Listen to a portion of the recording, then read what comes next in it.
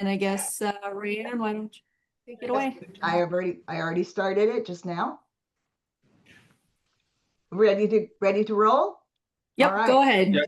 Good morning. So we all know that we want to have a safe workplace, and this is a required training. We will keep it very short, and at the end, you'll have opportunity to ask any questions. So this is our preventing workplace violence training, and by the end of the session, you're going to know a little bit more about your workplace violence prevention plan, which Chris and Lorena beautifully developed, and your role in developing, supporting, and implementing that plan. What is SB Senate Bill 553? Well, that is the requirement that we do this training. And what are your requirements to report violent hazards, any incidences, how to recognize warning signs before they become incidences, and any hazards that may already exist, how to avoid physical harm for yourself and for your employees and for the building, the area, your organization, and how violent incidences will be investigated and documented. So lots to cover. Why are we here? We already know Senate Bill 553 in July 2024 was signed. California now requires most employers to develop a plan, train employees every year, and maintain records related to workplace violence. And some people always ask me, how did this come about? Well, during COVID-19, there were a lot of incidences in healthcare agencies, hospitals, people involved with COVID-19 reporting and health-related incidences. Also, we've seen in the retail world, lots of incidences. So they created this bill. And it's interesting that the numbers are actually going up, that workplace violence is rising. And in a recent employee survey, 30% of those, about 1,000 people surveyed, said they had witnessed workplace violence, which was up from 25% in 2024. And 15% said they had been a target, up from 12%. So the numbers are not going down, even though we're doing this training. So in one word, what comes to mind when you hear the word workplace violence? What do you envision? What is the picture? Can somebody just, I hear that some of you are not muted. Most of you should stay muted for most of the session. Otherwise we get some background noise, but you go ahead and unmute somebody, share one word, or you can put it in chat. Any word? Verbal abuse. Yes, absolutely. And this also coincides with our sexual harassment training, but it also is related to workplace violence. Any other word? One more. So one of the requirements of this training is it has to be interactive. So we need to prove in the recording, right? We need to prove that we interacted.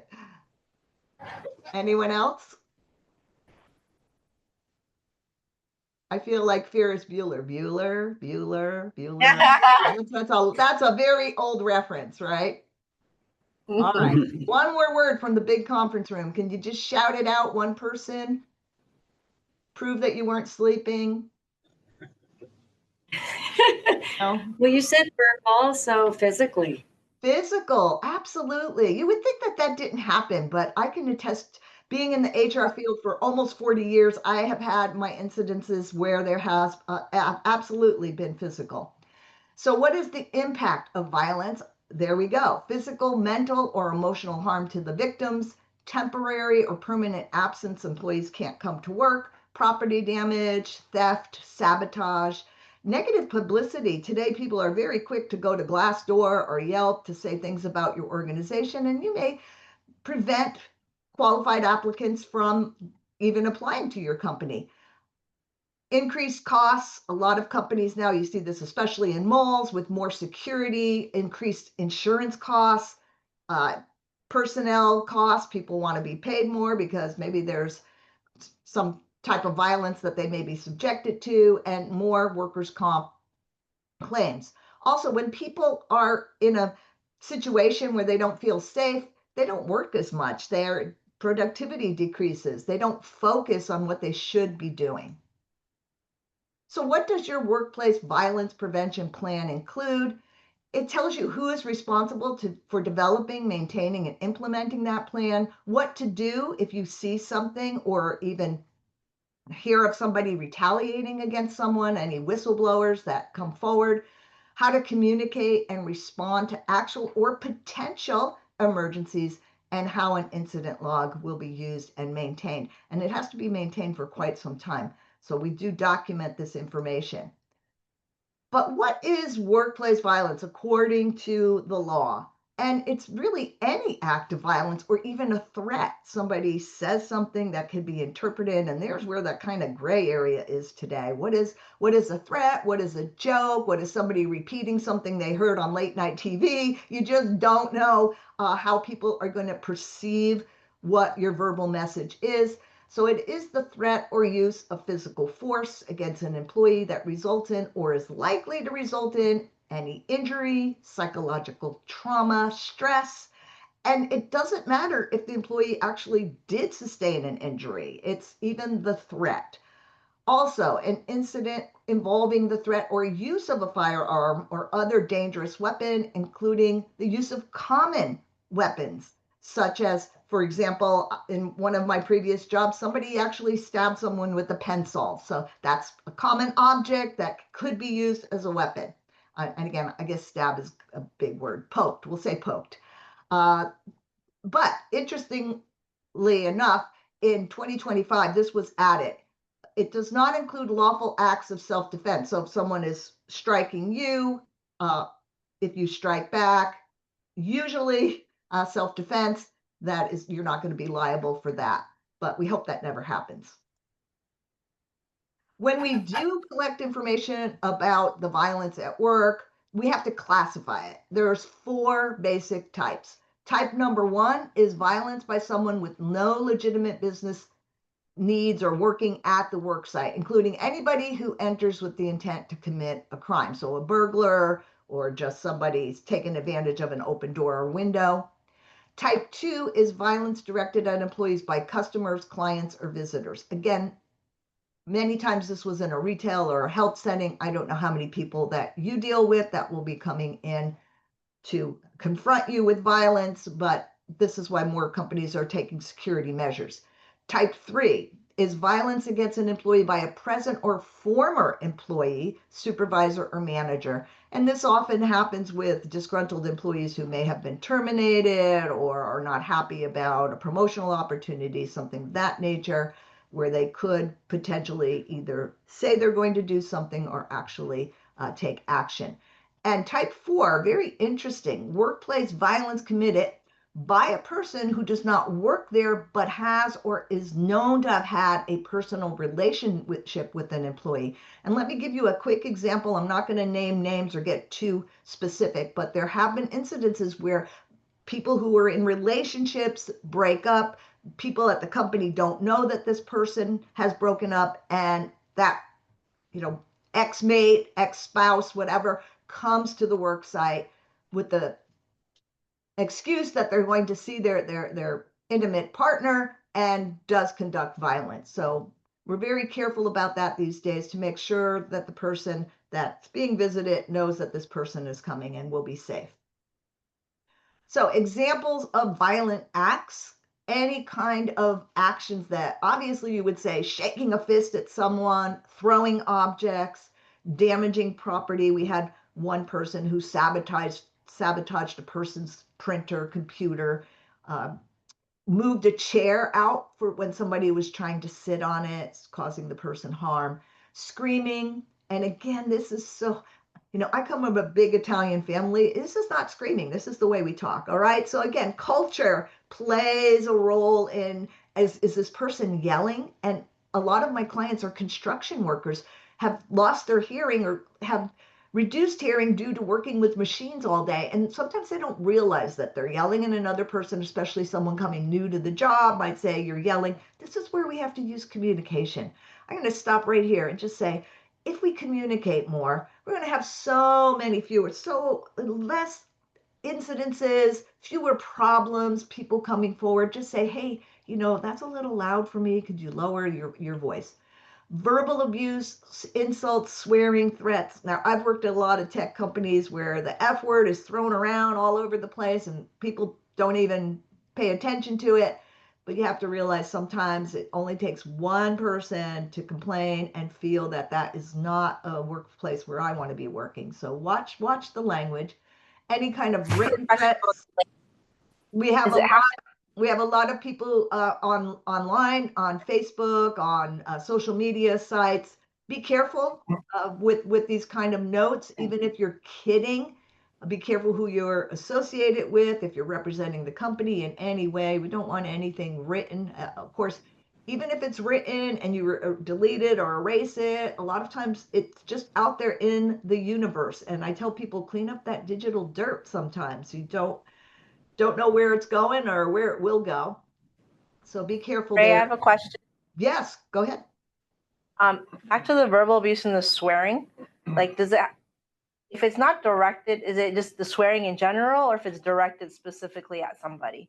What a Like, great you question. could like stub your toe and you're like, it's not like. I know. So again, this is kind of going back to your sexual harassment training. Would a reasonable person find this threatening?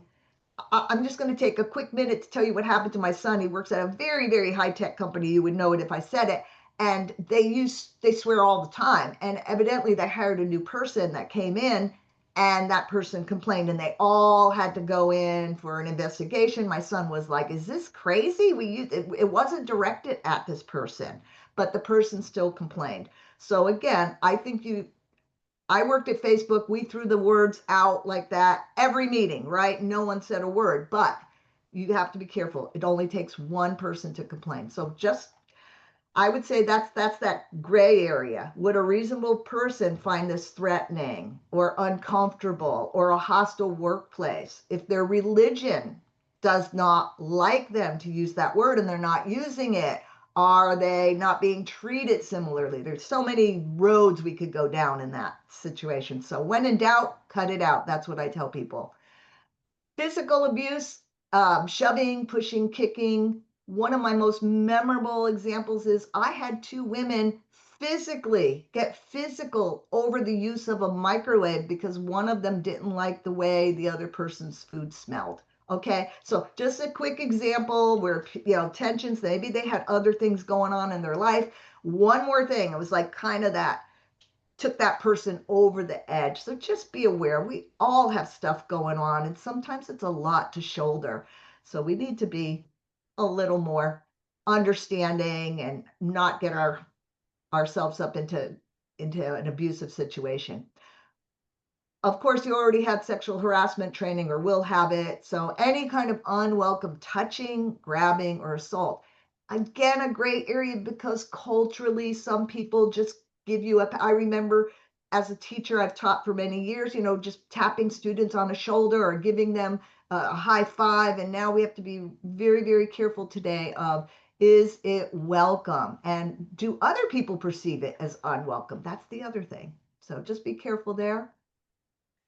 So what would you do? Choose one, again, for our interactive section. You witness a heated argument between two employees, not, you're just seeing it. What would you do? Would you intervene? Would you report it? Would you do something else? Or an employee is having relationship issues and tells you that she is afraid that her partner will harm her.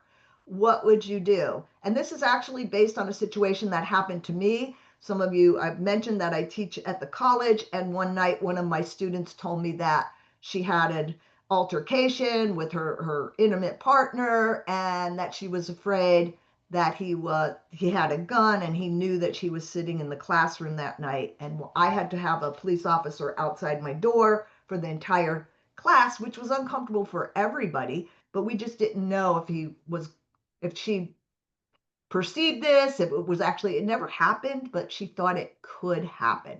So what would you do in one of these situations?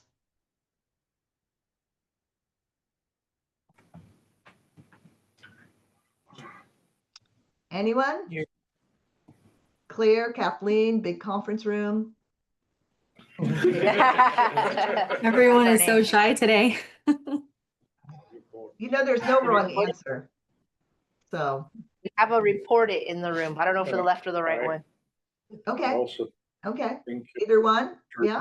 So go get somebody else, don't get involved. And I think that's actually a pretty good idea, especially if the people are, getting heated and you don't want to get in the middle because then you can get hurt. So maybe you go and get somebody who can intervene or who can talk them down. And also for the employee relationship, I think make sure maybe you tell if you're a receptionist is at the door or there's any badging requirement for people coming in that they're on the lookout that someone who doesn't belong in the organization is trying to get in, either tailgating behind another person coming in or some other way, finagling their way into the organization. That might be something. Just everybody be aware, just let people know. All right, so what are we seeing out there? Just typical things that could happen, somebody burglarizing and then becoming violent, some kind of security violations, disgruntled employees or clients, any kind of harassment or bullying or retaliation for such. People say, oh, I'm being accused and I didn't do it, and then they become violent about that. Any threats or intimidation.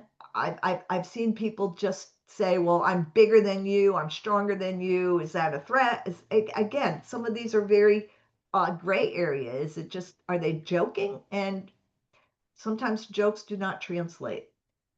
Physical, mental, psychological violence, the whole idea of telling people negative comments about you're never going to get a promotion, or negative comments about their race, their religion, anything of that nature, which people interpret as psychological violence. Big issue today with substance abuse. Do you realize I do a training on substance abuse for managers, how to realize that people may be using substances and when to conduct, and send them out for a drug test.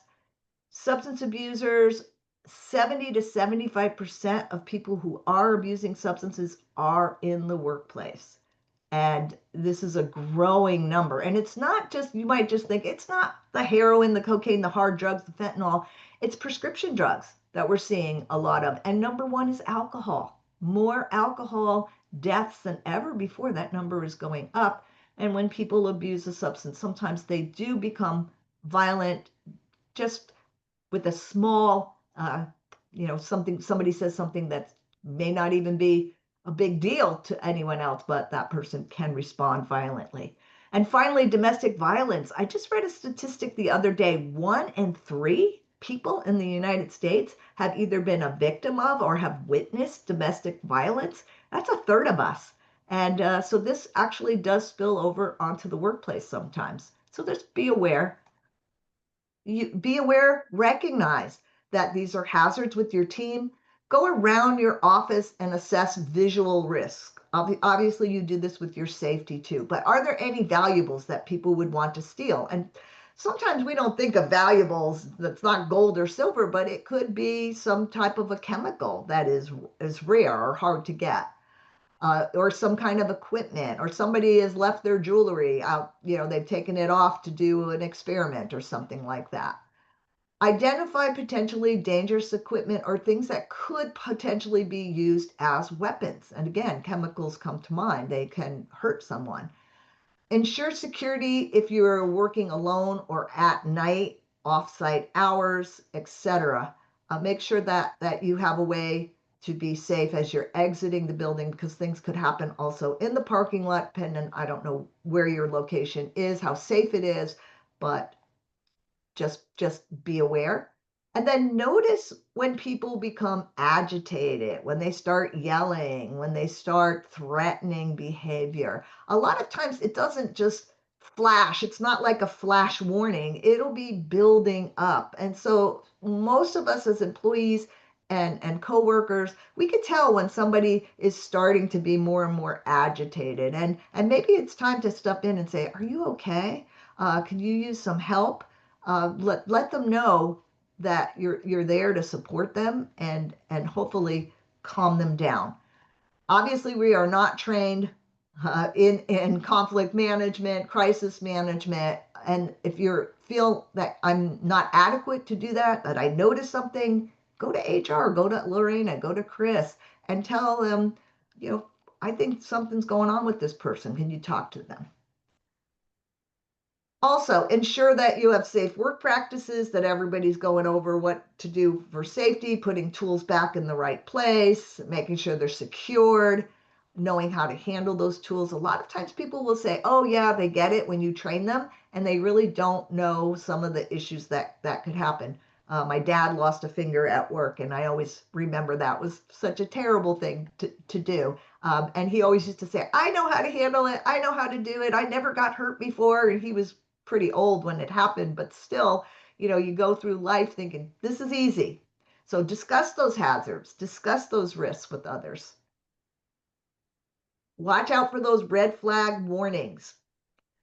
Notice if an employee's asking to borrow money, taking more breaks, becoming more agitated over what you perceive to be minor issues, employee may not.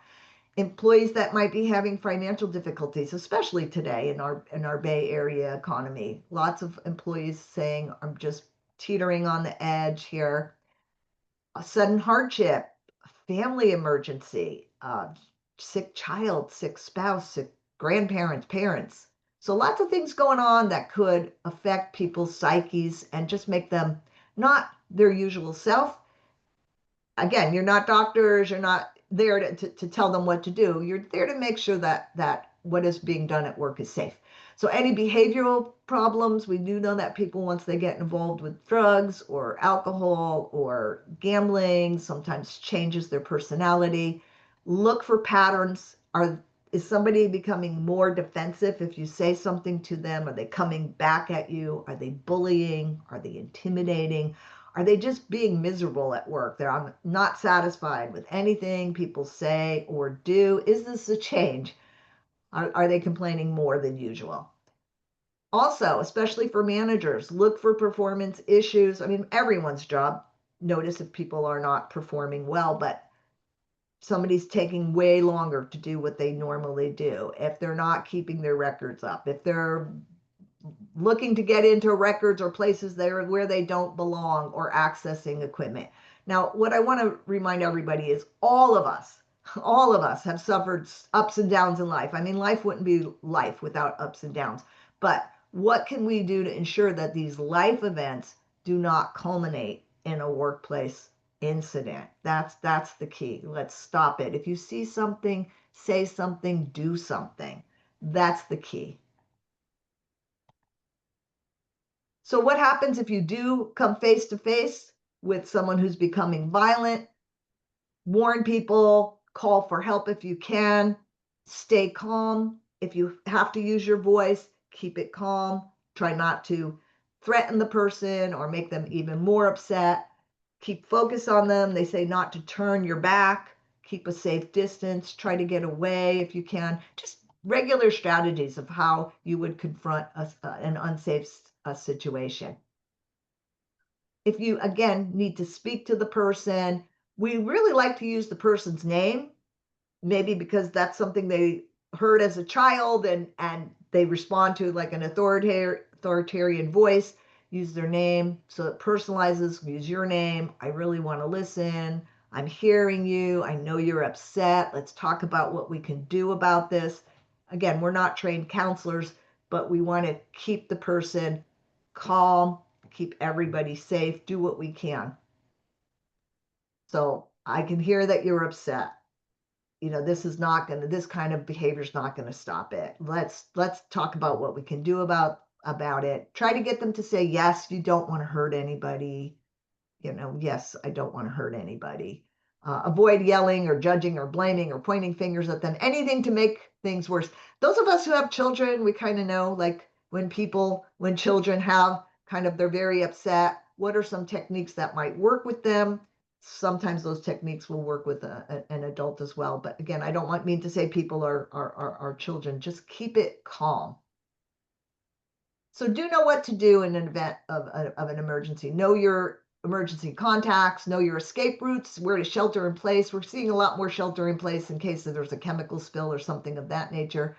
And know that post-event trauma counseling is available through your health care provider.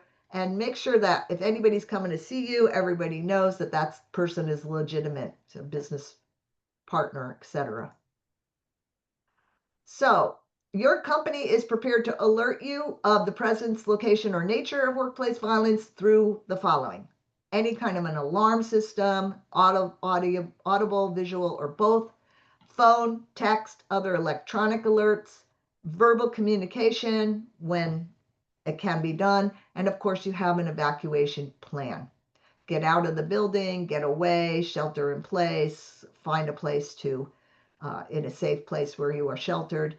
Also, employees can obtain help from staff, security personnel, or law enforcement after calling 911, right?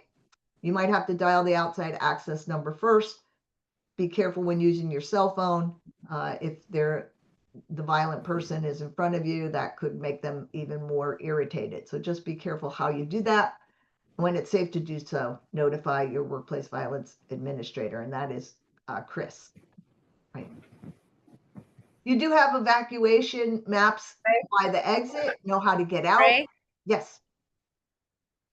What were the alarms that we were talking about? What is the what? If Go you go back. back to the previous slide, please. The first bullet point. Which one? Oh, what kind of alarms? Maybe Chris or Lorena can contact. Okay, so Kathleen Perry says contact HR. Is there an alarm? Is there an alarm that goes off? What is it through Slack, you said, or through text messaging of any sort? In terms of like building alarms, I don't think we have one inside our office. I think for the general building there is, but otherwise in terms of notifications to the team, we have like our Slack that we will use. That's typically what we are using for our communications across the company. And then of course, following up with phones or email is necessary. Or even the audible, just saying, Mhm. get in your room, find Yeah. shelter, etc. So that's kind of what they meant as well, the audible, letting people know. Good question, thank you. So moving on to our evacuation routes, know how to get out of the building. Obviously, I don't think you have elevators, so you never take elevators when in an emergency. Get out as quickly as possible, get to a safe location. And if advised to shelter in place, stay inside, select an interior room above the ground floor with the fewest windows or vents, and don't crowd people into one room. Just make sure that you're not near a window in most places. I even hate to have to do this slide, but it is something that hopefully that will never happen to any of us. An active shooter, what do? Do you run? Do you hide? Do you fight? In general, you run. Okay, that's the first thing that we're told to do. Get out, call 911, make sure that we can make it safe for whoever remains in the building. So if you have an accessible escape route, leave your belongings. Don't worry about your computer or whatever you need to take with you. Just get out of the building. If you cannot get out, hide in a place where a shooter will be unlikely to find you. I'm not sure where that is in your organization, but maybe that's a team meeting where you can talk about where would we go? Is there a closet? Is there a shower room or whatever you might use? Also, block the door if you can. Make sure no one can get in, and silence your phone. Obviously, ringing phones are going to alert someone that you are in that location. And as a last resort, we know this from the 911, plane crashes, last resort, and there's nothing else we can do. We need to attempt to take the active shooter down. So there's actually a greater chance of survival if you do fight, if that's your only alternative. So hopefully none of us will ever have to do that, but just know that that is the routine. Get out, alert people, lock the door, silence your phone, and if you have to, get involved. Your company is doing exactly what it should be doing. They have developed, implemented, and maintained a workplace violence prevention plan. They've looked at their interior and exterior to see where they could make it more safe. They have offered you sexual harassment training. They have paid attention to potential hazards, threats, or rumors. They have a process for investigating complaints and any misconduct.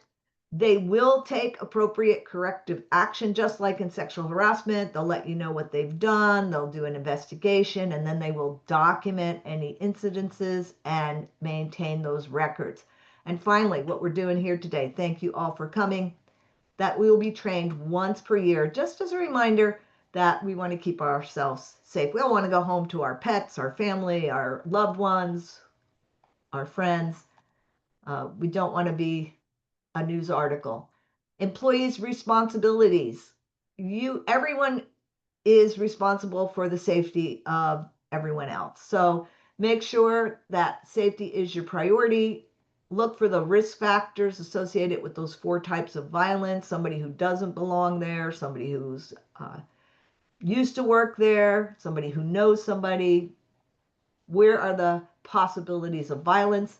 And then communicate with each other. Communicate to prevent and report incidences. How can you diffuse hostile or threatening situations? I love to watch, I don't know how many of you watch Jefferson Fisher online. He's a trial attorney who does communication, real short little videos. And when somebody says something terrible to you, how might you respond? And he uses his legal techniques to show communication is the way to go in most situations. It can easily diffuse a potentially violent situation.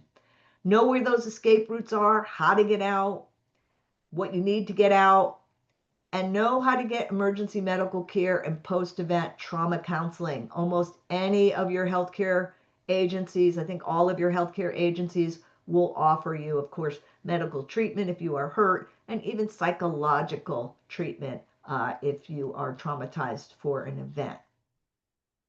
Make sure you come into this training, make sure you're participating, and make sure you're sharing it with people who couldn't be here today. If they missed for some reason, if they're out of town, let them know why it was important, why it is important to attend. So who in your organization is responsible for all this? Where do you report incidents or concerns? Your business ops specialist, Chris Garrison, is responsible for the whole workplace violence prevention plan. You know how to contact her or to contact her via email or Slack. Your CEO may actually be responsible for responding to actual or potential threats, number and email. And then Lorena working in our HR area, phone and email. So contact information. Okay, go ahead. Can we fix and reduce the phone number? Oh, what's I feel your like phone it's, number? It's I wrong? don't know, it's It's missing the last 2 digits, 72. Oh, 72. 4972. Oh, thank you for catching that. I will do that before I send the new deck. I also downloaded it from Google and I see a couple of things are a little off. So I didn't want to use the Google Doc today just because of the internet. I've got people working outside. So I was going to use my Google Doc, but I downloaded it to PowerPoint. So I see a little fudging of some of the lines. Incidents must be documented. So we have something called the violent incident log. They're going to keep this for 5 years. We're going to put the date, the time, the location, what kind of violence, 1, 2, 3, or 4, what happened, describe the incident, who committed it, what was this going on, what was the circumstances at the time of the event, what were the consequences? Was it just a threat, person was spoken to, did we have to call 911, etc., and then who actually made the document, who actually had input into the document.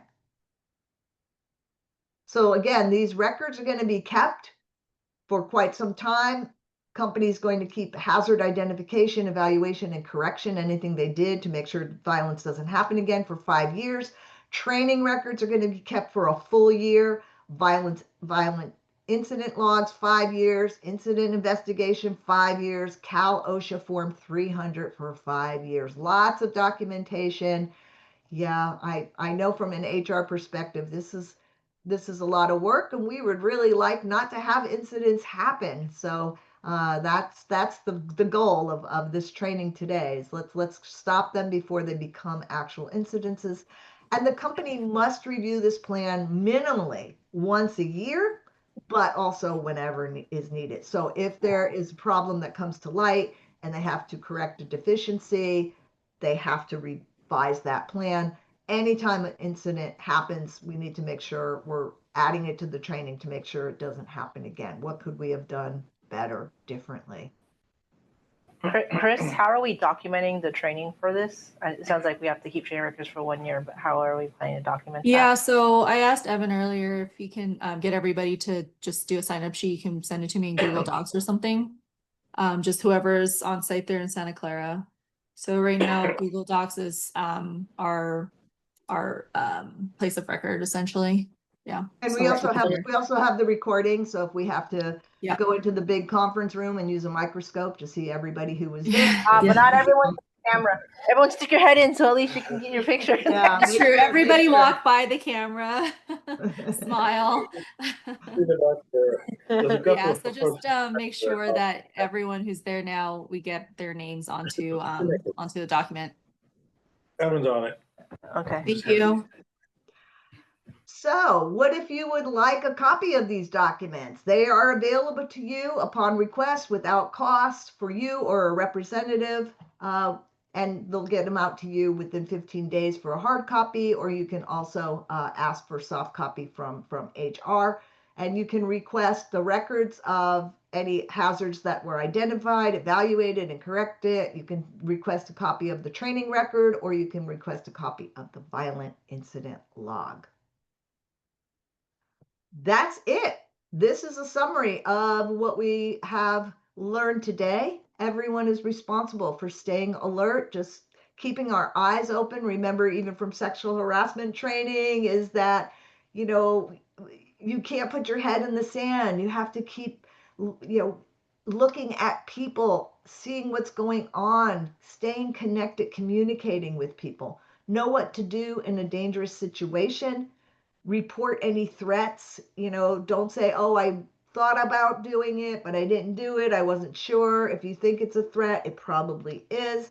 Any violent behavior, any unusual incidences, know where to find that information for your workplace violence prevention plan, and make safety a priority. So in the chat, and maybe just one person could verbally say this from the big conference room, is there something you're going to do today? Maybe that you thought, let me just check where our tool storage is, and are we putting things in a safe place, handling with gloves when necessary? Maybe we just need to check some things that could be used as a potential weapon, or maybe even make sure that my visitor knows that they're going to have to sign in or have some procedure, make sure that people are not allowed to roam the halls unauthorized if they're visitors, etc. So what will you do? One person, one or more people, and guess what? We're wrapping up in 45 minutes. Look at that, you guys.